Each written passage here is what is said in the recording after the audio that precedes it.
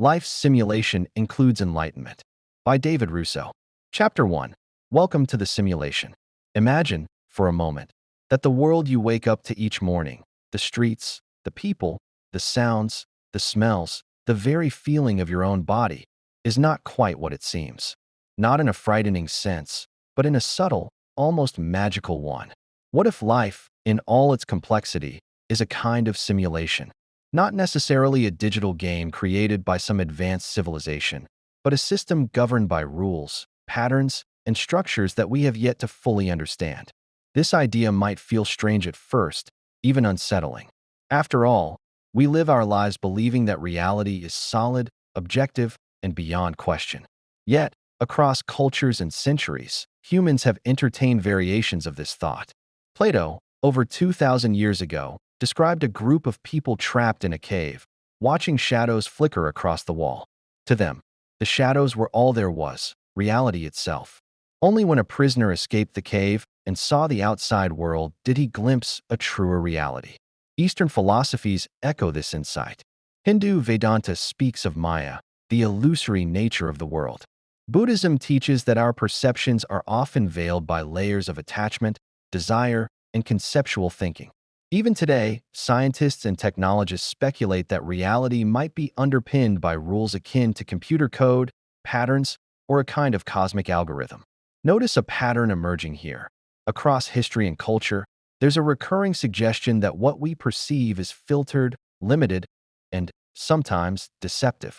And this is where the idea of the simulation becomes not just an abstract thought, but a practical lens for understanding life. Ask yourself, what if reality is a code we can learn to read? What if your thoughts, emotions, and experiences are like variables in a vast program? This doesn't mean that life is meaningless or that free will is an illusion. On the contrary, it suggests that awareness itself is a tool, a way to navigate the system more skillfully.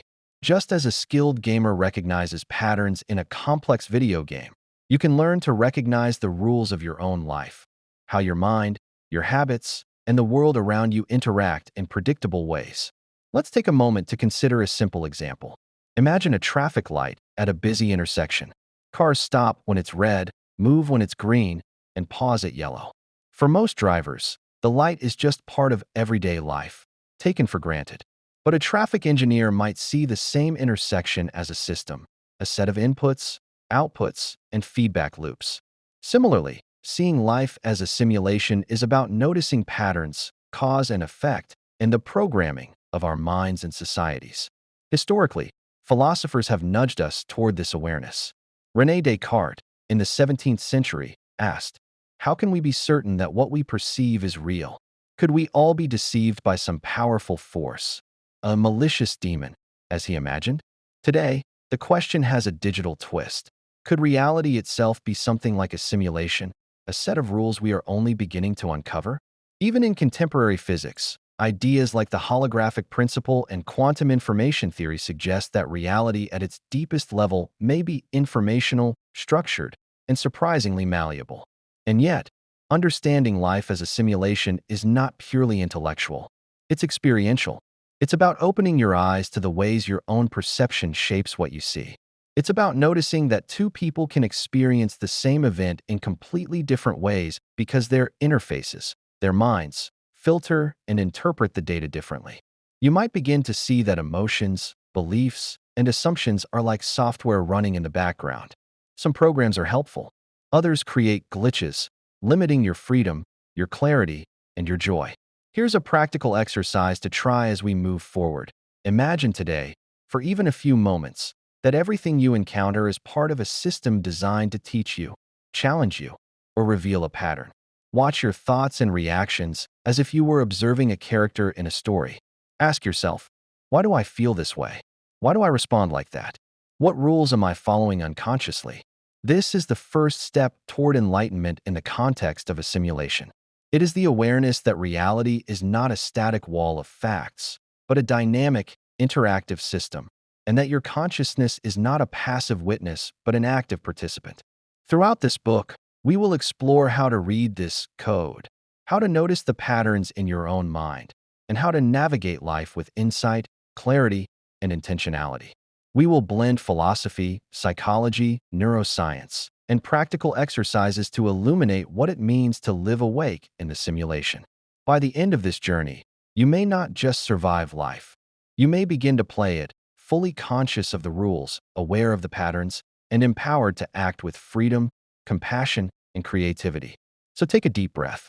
Notice the world around you, the texture of the air, the sounds, the light. Let yourself feel both present and curious. Welcome to the simulation. Chapter 2. How reality constructs you. If existence were a simulated world, your mind would be the user interface. You do not encounter life directly. Instead, your brain actively assembles it. Far from being a neutral camera, the mind is a complex meaning-making system, continuously blending sensory data with memory, emotion, and expectation to produce what feels like a solid, objective world. What you experience is not reality in its pure form, but a carefully constructed version of it. This becomes clear when you notice how differently people respond to the same situation. One person hears praise and feels encouraged. Another hears the same words and feels uneasy. One person delights in heavy rain. Another feels anxious under the same sky. These differences exist because the brain does not simply reflect the world, it interprets it. Your beliefs, history, and mental habits act like filters, shaping what stands out and what fades into the background. The reality you live in is, to a significant degree, customized. Modern psychology and neuroscience give us insight into how this construction works. Visual illusions reveal that perception can be confidently wrong. Research on memory shows that recalling an event subtly alters it, meaning your past is continuously edited. Emotions also color perception. Fear sharpens attention to danger, while joy widens your sense of possibility. These tendencies are not defects. They help you survive and function. But they also ensure that your experience is always a simplified, biased interpretation of something far richer and more complex. Philosophers recognized this long before brain scans existed. Kant suggested that we never encounter reality as it truly is, only as it appears through the structures of the human mind. Many Eastern philosophies describe consciousness as a projector, turning mental impressions into an apparent world. Practices like meditation encourage observing thoughts and perceptions directly, revealing that they arise according to patterns rather than absolute truth. Try a brief experiment. Close your eyes and picture a room you know well. Notice how easily your mind fills in shapes, textures, and colors, creating a scene that feels almost tangible. Now consider this. If your brain can generate an entire environment without external input, how much of your everyday experience is also being internally generated? Which habits of thought, assumptions, or memories are quietly steering the narrative of your life? Mental shortcuts, known as cognitive biases, make this process even more visible. Confirmation bias leads you to favor information that agrees with what you already believe. The spotlight effect makes you feel as though others are scrutinizing you far more than they are. Optimism and pessimism highlight different features of the same situation. These biases function like hidden rules in the software of the mind. Becoming aware of them is like finding the settings menu. You gain the ability to adjust rather than react automatically. You can train this awareness through simple daily practices. Pause during ordinary moments and observe your reactions. Ask yourself whether you are responding to the situation itself or to a story your mind is telling about it. Imagine how another person might interpret the same event. These brief moments of reflection expose the mechanics behind experience. With time, this practice softens the sense of separation between you and the world. Thoughts, feelings, and sensations begin to look less like fixed truths and more like temporary processes, patterns arising and dissolving. You start to recognize the mind not as who you are, but as a tool through which you engage with reality. Ultimately, the simulation is not only external. It operates within you, influencing how you see, judge, and feel. Recognizing this is not disorienting. It is liberating.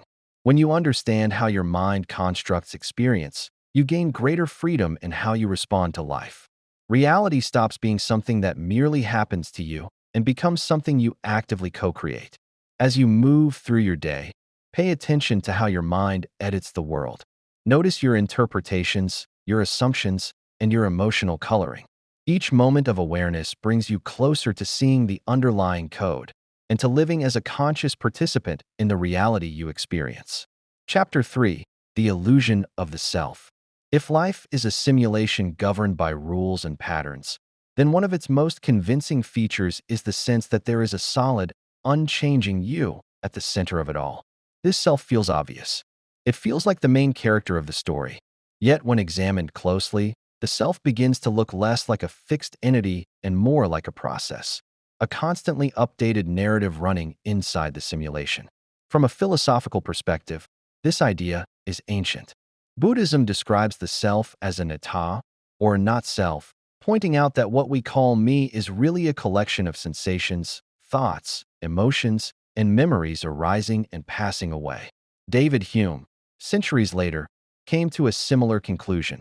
When he searched for the self through introspection, he found only experiences, never an independent observer behind them. Even modern neuroscience echoes this insight. When scientists look for a single self-center in the brain, they don't find one. Instead, they see networks, distributed processes coordinating perception, memory, emotion, and decision-making. In simulation terms, the self is not the player. It is the avatar and the user interface combined. What you experience as I is largely a story the brain tells to maintain coherence. This story links past memories with present sensations and future goals, creating the feeling of continuity. The brain's default mode network, active when you are daydreaming, reminiscing, or worrying about yourself, acts like a background program constantly updating this narrative. It asks, who am I? What does this mean for me? How do I compare to others? The result is a convincing sense of identity, but not necessarily an accurate one. This is where ego enters the picture. Ego is not arrogance or selfishness, as it is often misunderstood. Ego is the identification with the story. It is the belief that the narrative voice in your head is you. The ego keeps track of roles: parent, professional, seeker, success, failure, and defends them. It seeks validation and avoids threat. In doing so, it behaves like a set of programming modules designed to ensure survival within the simulation. Attachments and beliefs are part of this code. An attachment is anything the ego says, I need this to be okay. It might be approval, control, certainty, or a particular outcome. Beliefs are assumptions about how the world works and who you are within it. Together, they shape how the simulation responds to you. Not because reality magically changes, but because perception, attention, and behavior change. Consider a simple example. Two people receive the same criticism. One interprets it as a threat to their identity. I'm not good enough. The other sees it as information. This shows me where to improve. The external event is identical. The internal simulation is completely different. The difference lies in the programming, beliefs about self-worth, attachment to being seen a certain way, and identification with a particular self-image. Science supports this flexibility. Studies in psychology show that the sense of self is highly malleable. Place someone in a different social context, assign them a new role, or even shift their posture and language, and their self-experience changes. Split-brain experiments and neurological disorders further reveal that this self can fragment, duplicate, or disappear under certain conditions. If the self were a solid entity, this wouldn't be possible. So why does the illusion persist so powerfully? Because it is useful. A stable sense of self helps coordinate action, maintain relationships, and plan for the future. The problem arises when the tool is mistaken for the truth. When you believe the avatar is the player, the simulation feels intensely personal. Every challenge becomes an attack. Every uncertainty becomes a threat. Suffering increases not because of what happens, but because of how tightly the self-story clings. This is where meditation and self-inquiry enter, not as mystical practices, but as debugging tools. Meditation, in its simplest form, is the practice of observing experience without immediately identifying with it. Sit quietly and notice thoughts as they arise. You may hear phrases like, I should be doing more, or this isn't working, or I've always been this way. Instead of following them, label them gently, thinking. In doing so, you begin to see that thoughts appear on their own. If they arise uninvited, can they really be who you are? Self-inquiry takes this further by asking direct questions. Who is aware of this thought? Where is the self right now? Is it a sensation, an image, a word? Each time you look, you find experiences, but no central controller. It's not that the self disappears. It's that it is seen for what it is, a pattern, not a person inside your head. Practically speaking, this insight creates space. When you are no longer fully identified with the self story, you gain flexibility. Emotions still arise, but they move through rather than define you. Habits can be observed instead of blindly enacted. You begin to respond rather than react. In simulation language, you are no longer just running the program. You are watching it run. Try this simple exercise in daily life. The next time you feel triggered, pause and ask, what story about me is being threatened right now? Don't try to fix it. Just notice. Often, that brief moment of awareness is enough to loosen the grip of the ego and change the outcome. The illusion of the self is not an enemy to be destroyed. It is a feature to be understood. When seen clearly, it becomes a useful interface rather than a prison. And as you begin to recognize the self as a construct within the simulation, a deeper question naturally arises. If you are not the story, then what are you? That question is not meant to be answered immediately. It is meant to be explored. And in that exploration, the simulation begins to feel very different indeed. Chapter 4: Rules of the Game.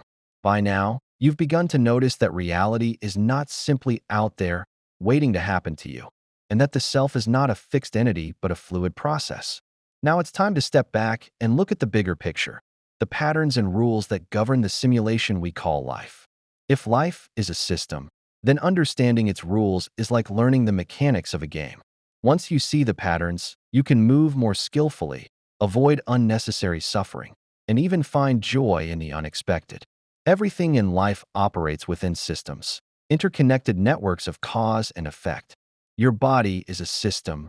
Muscles, organs, and neurons communicate in complex feedback loops. Your mind is a system. Thoughts, emotions, and memories interact to shape perception. Society is a system. People, institutions, and cultures influence one another in ways that are often predictable and sometimes hidden. Even the natural world is a system, from the cycles of the seasons to the orbits of planets. Systems are everywhere, and understanding their rules can help you navigate life with clarity. One key concept is feedback loops. Positive feedback amplifies effects. Praise can boost confidence, which leads to better performance, which earns more praise. Negative feedback stabilizes systems. A thermostat maintains temperature, or social norms regulate behavior. Many challenges in life are simply the result of feedback loops we don't notice, habits, relationship patterns, or thought processes repeating endlessly.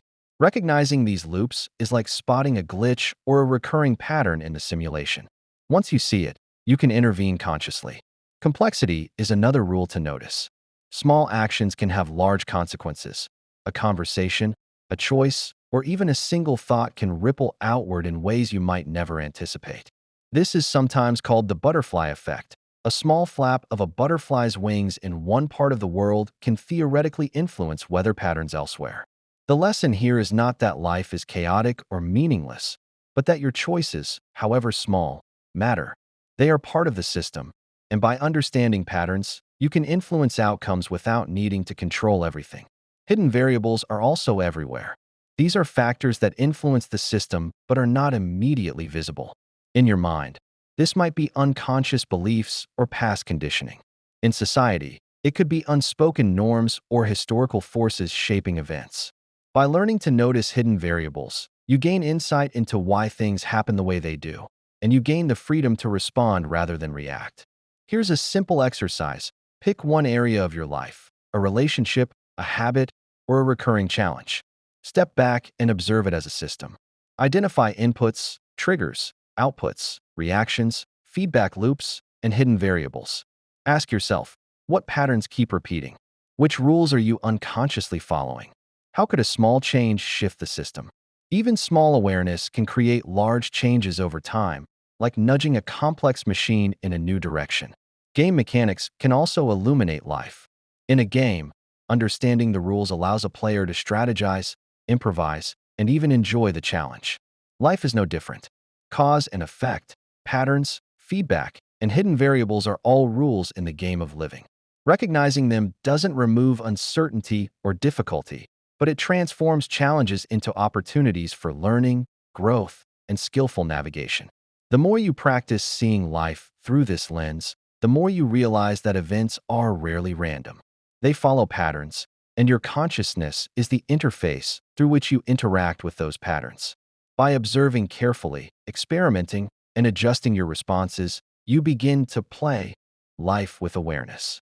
You are no longer merely reacting to circumstances. You are participating in a system, influencing outcomes, and discovering the deeper structure behind the apparent chaos. So, start noticing the rules of your personal simulation today. Observe feedback loops, hidden variables, and repeated patterns. Reflect on small actions and their ripple effects. Recognize that life is a complex, interconnected game, and that understanding its rules is not about control. It is about awareness, choice, and skillful participation.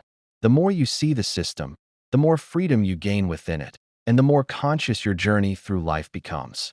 Chapter 5. Enlightenment as a Cheat Code. Imagine if life were a game, full of challenges, unexpected events, and hidden rules. What if there were a way to move through it with greater clarity, freedom, and skill? Almost like discovering a cheat code that allows you to see the patterns beneath the surface. That, in essence, is what enlightenment offers. Not a mystical, unattainable state, but a practical, modern sense of awareness. The ability to perceive reality clearly, recognize your own patterns, and respond intentionally rather than react automatically. At its core, enlightenment is about insight, seeing the system, seeing yourself, and seeing the world without the distortions of unconscious programming. It is the recognition that much of what causes suffering is avoidable once it is understood.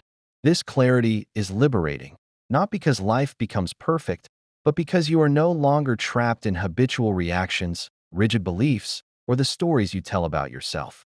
Spiritual traditions throughout history have described this in different ways. In Buddhism, awakening is the realization that attachment and aversion are sources of suffering, and that freedom comes from observing them without clinging. Vedanta speaks of realizing the self as pure awareness, beyond ego and identification. Stoicism teaches that true freedom comes from distinguishing between what you can control and what you cannot, responding with wisdom rather than emotion. Psychology, too, echoes this. Mindfulness, cognitive reframing, and metacognition are all modern tools for cultivating insight and reducing automatic suffering. The beauty of these approaches is that they converge on a simple principle. The more aware you are, the more conscious choice you have. Enlightenment, then, is a cheat code not because it bypasses life's challenges, but because it changes your relationship with them. A problem becomes not a source of panic, but a pattern to observe, understand, and respond to skillfully. A difficult emotion is no longer a tyrant, but data, information about the system of your mind. Practical exercises can help you cultivate this awareness. One is reflection. At the end of each day, take a few minutes to notice moments when you reacted automatically. Ask yourself, what triggered this response? What pattern was operating? How could I respond differently next time? Another is observation. During daily life, notice sensations, thoughts, and emotions as they arise, without judgment. Simply seeing them for what they are is a powerful step toward insight. Visualization is another tool. Imagine yourself stepping outside your own experience, watching your mind like a screen or interface. Notice the programs running, the assumptions guiding behavior, and the patterns that repeat. Recognize that these processes are not permanent. They can be observed, adjusted, or released. Even a few minutes of this practice each day begins to shift perception, revealing how much of life is shaped by unconscious routines and how much is open to conscious choice. The analogy to a cheat code becomes clear here. A cheat code doesn't remove the challenges of a game, but it reveals the hidden structure, allows new strategies, and opens possibilities that were previously invisible. Enlightenment functions the same way. It is the awareness that allows you to see the rules of your own mind and of life, to navigate situations with skill, and to experience freedom in the midst of complexity. As you move forward, remember that enlightenment is not a destination, but a process. It is cultivated moment by moment, through observation, inquiry, and intentional action. Each insight, each moment of clarity, is a small unlocking of the code, a step toward living with awareness, freedom, and creativity. In this sense, the cheat code is always available to you. It only requires attention, curiosity, and practice. So begin today by noticing the patterns within yourself, observing your reactions, and experimenting with conscious choices. Recognize that awareness is the ultimate tool, the key to navigating the simulation of life, and the gateway to a freer, more skillful, and more compassionate existence. Chapter 6: Mindfulness and Meta-Awareness. If awakening were a quiet edge in navigating life, mindfulness would be the skill that allows you to apply it. At its simplest, mindfulness means intentionally attending to what is unfolding right now, your thoughts, emotions, bodily sensations, and surroundings, without trying to change, suppress, or evaluate them. It is the art of noticing life as it happens rather than drifting through it on habit. Meta-awareness extends this capacity further. It is awareness recognizing itself, the ability to notice not just experiences, but the way your mind creates and responds to them in real time. Most people move through their days on mental autopilot. You reply to messages, drive familiar routes, or participate in conversations while your attention is elsewhere, replaying the past or rehearsing the future. During these moments, behavior runs on conditioning. The body is present, but awareness is checked out. Mindfulness interrupts this automatic flow. By simply observing thoughts and emotions as they arise, you restore choice. You are no longer compelled to react. Instead, you gain room to respond intentionally. Meta-awareness exposes the machinery behind these reactions. It's similar to stepping back from a movie and suddenly seeing the script, the camera angles, and the editing. You start to recognize how specific thoughts trigger predictable emotions, or how deeply ingrained assumptions guide your actions without conscious permission. This realization is liberating because it softens identification. Thoughts and feelings stop being who you are and become experiences you are aware of. You are not the mind's activity. You are the awareness witnessing it. Cultivating these abilities doesn't require dramatic effort. Begin with small pauses throughout the day. Take a moment to feel your breath as it moves in and out. Notice its rhythm, its weight, its subtle variations. Then gently expand your attention to include sensations in the body, emotional tones, and passing thoughts. Watch them with interest rather than criticism. Ask quietly, what is present right now? What feels habitual? What keeps repeating? These brief moments of observation train you to step back and see with clarity. Another helpful technique is labeling inner events. When a thought or feeling appears, name it softly. Worrying, anticipating, tightness, anger. This simple naming creates space. Instead of being pulled inside the experience, you recognize it as something occurring and allow it to move on. Over time, this reduces emotional intensity and strengthens meta-awareness, making deliberate action feel more natural than reflex. Mindfulness and meta-awareness also reshape how you interact with others. When awareness enters relationships and conversations, patterns become visible, triggers, default reactions, and unspoken expectations. You may catch defensiveness forming, notice avoidance creeping in, or feel empathy arising. Seeing these processes as they happen gives you the freedom to choose how you engage, leading to clearer communication and deeper connection. The effects of these practices ripple outward. Stress loosens its grip, ordinary moments gain texture, and life feels less fragmented. Challenges no longer control your behavior. They become chances to apply awareness and refine understanding. Instead of being overwhelmed by events, you begin to perceive the patterns beneath them. Start small. Even a few minutes a day of attentive observation can begin building this capacity. Notice your breath, your body, your thoughts. Step back and watch the flow. Look for recurring themes. With consistent practice, life shifts from something that simply happens to you into something you actively participate in. Mindfulness pulls you out of unconscious momentum, while meta-awareness reveals the deeper architecture of experience. Together, they transform life into an intentional exploration, one in which you are fully inside the moment while also understanding how it unfolds, awake, engaged, and aware within the simulation. Chapter 7: Facing the Glitches. Every simulation has glitches. Even the most elegant systems have errors, unexpected bugs, or moments when the program behaves in ways that confuse or frustrate us. Life is no different. Challenges, suffering, mistakes, and setbacks are the glitches of the human experience. They are not evidence that the system is failing. They are part of its design, signals that something needs attention, adaptation, or understanding. Glitches can be painful, even terrifying. Loss, failure, heartbreak, and illness can shake the very foundations of our reality. Yet, from the perspective of the awakened mind, these moments are also opportunities. They reveal hidden patterns in the simulation, expose attachments and automatic reactions, and invite growth. A glitch is not a bug to be cursed, but a message to be decoded. Consider the last time you faced a personal setback. How did your mind respond? Did it spiral into self-blame, fear, or frustration? Or did you pause, observe, and reflect on what was happening? Most of us react automatically, replaying habitual narratives that increase suffering. But when we step back and see the glitch for what it is, a temporary, localized error in the flow of experience, we gain the possibility to respond with skill and insight. Philosophers and spiritual teachers have long suggested this approach. The Stoics, for example, taught that we cannot control external events, only our responses to them. Epictetus famously said, "It's not what happens to you, but how you react to it that matters." Buddhism frames suffering as a teacher, pointing to attachment, desire, and misunderstanding as sources of pain. Modern psychology calls this cognitive reframing, changing the lens through which we view difficulties to reduce suffering and increase clarity.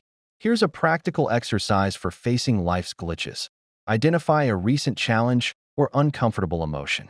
Instead of avoiding it or judging it, bring it fully into awareness. Ask, what is this glitch showing me about my mind, my habits, or my patterns? Notice the physical sensations, thoughts, and emotions that arise. Observe without resistance. Then, ask, what can I learn from this? Even small insights can transform the experience, turning disruption into information rather than distress. Another technique is reframing. Imagine that every glitch in your life is a puzzle to solve rather than a punishment to endure. A difficult relationship may reveal habitual patterns in your interactions. A career setback may reveal hidden assumptions or outdated strategies. Illness or physical limitation may reveal the importance of care, attention, or boundaries. By reframing challenges as feedback rather than failure, you begin to navigate life more skillfully. Stories of resilience illustrate this principle vividly. People who face severe adversity often emerge with new perspectives, stronger insight, and deeper compassion. Their suffering was not erased, but it became a lens through which they could see the system more clearly, adjust their internal programs, and act with intention. Glitches are part of the simulation's learning curve. They are invitations to awaken rather than obstacles to despair. The key is awareness. The more you observe your reactions, thoughts, and patterns, the less power glitches have to control your experience. Pain and difficulty are inevitable, but suffering is optional. By stepping back, examining the error, and responding consciously, you reclaim freedom and skill in the simulation. So, the next time life presents a glitch, an unexpected challenge, a difficult emotion, or a setback, pause. Notice it. Decode it. Ask, what is this showing me?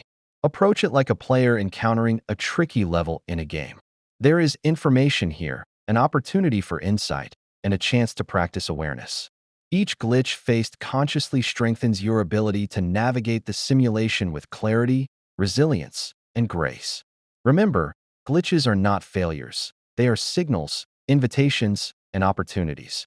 By observing them, learning from them, and responding with awareness, you transform disruption into evolution, chaos into understanding, and obstacles into stepping stones on the path of conscious living. Chapter 8. Co-creation and free will. If life is a simulation, then the question of free will becomes fascinating. Are we merely actors following a script written by circumstance, genetics, or society? Or are we co-creators, capable of influencing outcomes within the system? The answer is both subtle and empowering. While we may not control every variable, we do have the ability to make conscious choices that ripple outward, shaping our experience and even the world around us. Free will is not absolute in the sense of controlling every event, but it is powerful in the sense of choosing how we respond to life's inputs. Imagine a sailboat navigating a river. You cannot control the current, the wind, or the obstacles ahead, but you can steer the rudder, adjust the sails, and decide which path to take. Your choices matter. They influence direction, speed, and experience, even though you are not dictating every element of the journey. This is the essence of co-creation. Life is not a static backdrop. It is a dynamic system in which your intentions, attention, and actions interact with countless other variables. Every thought, word, and action is like a signal sent into the system, affecting outcomes in subtle or profound ways. The key is conscious participation. By observing patterns, recognizing feedback loops, and understanding the rules of the game, you can act intentionally, increasing the likelihood of desired outcomes while remaining flexible in the face of uncertainty. Philosophers and spiritual teachers have long emphasized this balance. Stoicism teaches that we cannot control external events, but we can control our judgments and choices. Buddhism emphasizes right action, mindfulness, and intention as ways to influence outcomes without attachment. Even modern psychology encourages conscious decision-making, self-reflection, and goal-setting as tools to shape behavior and influence circumstances. Free will is less about overriding the system and more about navigating it skillfully. Here's a practical exercise in co-creation. Identify one area of your life where you feel reactive or stuck, perhaps a habit, relationship pattern, or recurring challenge. Step back and observe the system. What triggers your responses? What patterns repeat? And what options do you have for action? Then choose one small, intentional step that aligns with your values and desired outcome. This could be as simple as pausing before responding in a tense situation, expressing gratitude, or dedicating 5 focused minutes to a personal goal. Even small actions, repeated consistently, influence the system in meaningful ways. Another powerful practice is setting clear intentions. Begin each day by asking, how do I want to participate in this simulation today? Intentions act like programming instructions. They guide attention, shape choices, and ripple outward through your interactions. Combined with mindfulness and meta-awareness, intentions allow you to act consciously rather than being swept along by habitual responses or external pressures. It's also important to embrace uncertainty. Co-creation does not mean controlling every outcome. It means interacting with the system consciously and skillfully. You influence, you experiment, you adapt, but you also remain open to surprises, unexpected lessons, and variables beyond your control. This balance between action and surrender is what makes conscious living both effective and liberating. When you practice co-creation, life shifts from being something that happens to you into a collaborative dance with the world. You notice patterns, act with intention, and influence outcomes while remaining aware of the greater system. Each choice, each moment of awareness, becomes a building block for a life guided by insight rather than habit, purpose rather than reaction. So today, pause and ask yourself, where can I participate consciously? What small, intentional action can I take that aligns with my values, my insight, and my awareness of the system? Each choice is an opportunity to co-create, to step fully into your agency, and to navigate the simulation with skill, freedom, and creativity. Chapter 9. Beyond Individual Simulation. So far, we've explored the inner simulation, your mind, perceptions, thoughts, and choices. But life is not experienced in isolation. Each of us exists within a vast network of systems, families, communities, societies, ecosystems, and ultimately, the universe itself. Your personal awareness is not separate from the collective reality. It interacts with it, shapes it, and is shaped by it. Understanding this broader simulation opens a profound opportunity, the chance to influence not only your own experience, but the collective patterns around you. Think of society as a vast, interconnected simulation. Every action, every word, every thought creates ripples. A kind gesture can inspire another, a small act of creativity can ignite innovation, and a conscious choice can influence group dynamics in ways you might never see. Just as a single neuron affects an entire brain network, your individual awareness contributes to the patterns of larger systems. The world is not just out there. It is dynamically interconnected with the awareness you cultivate within. Collective patterns often emerge unconsciously. Social norms, cultural habits, economic trends, and environmental impacts operate like feedback loops. When people act without awareness, these loops can perpetuate conflict, inequality, or environmental degradation. But conscious participation changes the equation. By observing and understanding patterns, whether in your community, workplace, or society, you can align your actions to create positive ripples. Small conscious choices, multiplied across individuals, can shift the trajectory of entire systems. Empathy is a key tool for this. When you tune into the feelings, perspectives, and needs of others, you expand your awareness beyond the self. Empathy allows you to see the simulation from multiple viewpoints, revealing patterns that might otherwise remain hidden. Cooperation, compassion, and shared intention become powerful forces, shaping collective outcomes in ways that no single action alone could achieve. By connecting personal insight to collective awareness, you participate in a higher-order level of the simulation. Nature offers another lens. The natural world operates through complex systems. Ecosystems, weather patterns, and life cycles all interconnect. Human actions, both conscious and unconscious, affect these systems, and in turn, they affect us. Understanding your place within these larger systems fosters a sense of responsibility, curiosity, and awe. Awareness at this level transforms the simulation from a purely personal experience into a dynamic interaction with life itself. Practical exercises can cultivate this broader awareness. One is reflection. Consider your impact on others and the environment in daily life. Ask yourself, how do my actions ripple outward? What patterns am I contributing to? Another is active participation. Engage consciously with your community, collaborate intentionally, and practice empathy in conversations and decisions. Even small actions, when grounded in awareness, influence larger systems and amplify positive outcomes. Awareness at this level also reveals interdependence. You are never entirely isolated. Your choices influence and are influenced by countless factors outside yourself. Recognizing this interconnection fosters humility and responsibility, while also revealing the opportunity for meaningful impact. Conscious individuals are nodes of change in the network of life, capable of subtle but profound influence. Ultimately, going beyond individual simulation is about merging insight with action. Your inner awareness, the clarity, mindfulness, and meta-awareness cultivated over previous chapters, becomes a tool for engaging with the world. You begin to see that personal transformation and collective transformation are deeply intertwined. The simulation is no longer just a personal experience. It is a living, breathing network of interactions, and you are an active participant. So, step into this broader perspective. Observe the patterns around you. Notice the ripples of your actions, and bring conscious intention to your interactions. Recognize your connection to society, nature, and the universe. By integrating personal insight with collective awareness, you become a conscious participant in the larger simulation, contributing to patterns that are wiser, more compassionate, and more harmonious. Chapter 10. Living Awake in the Simulation. We've journeyed together through the layers of life as a simulation, from the construction of reality in your mind, to the illusion of the self, to the rules and patterns that govern the systems around you. We've explored mindfulness, meta-awareness, facing challenges, conscious choice, and even your connection to the wider world. Now, it's time to bring these threads together into one guiding principle: living awake in the simulation.